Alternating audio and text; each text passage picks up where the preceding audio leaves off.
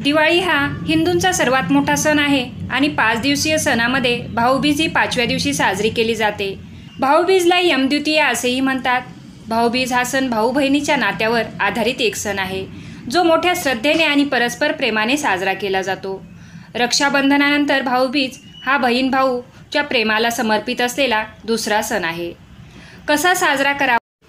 या दिवशी विवाहित बहिणी भावाला आपल्या घरी भोजनासाठी बोलवतात आणि भावाला प्रेमाने भोजन देतात। बहीण आपल्या भावाला टिळक लावते। भाऊ भेटवस्तू देऊन दीर्घायुष्याच्या शुभेच्छा देतो। भाऊबीजेची कथा। सूर्यदेवाची पत्नी छाया हिच्या पोटी यमराज आणि यमुना यांचा जन्म झाला। यमुना आपला भाऊ यमराज याला आपल्या घरी येऊन भोजन करण्याची प्रेमाने विनंती करत असे, पण यमराज व्यस्त असल्यामुळे यमुनेबद्दल बोलणे टाळायचा। एकदा कार्तिक द्वितीया यमराज अचानक आपल्या दारात उभे असलेले पाहून यमुना खूप आनंदित झाली। तिने प्रसन्न मनाने भावाचे स्वागत केले आणि भोजन वाढले। त्यावर प्रसन्न होऊन यमराजांनी बहिणीला वरदान मागायला सांगितले।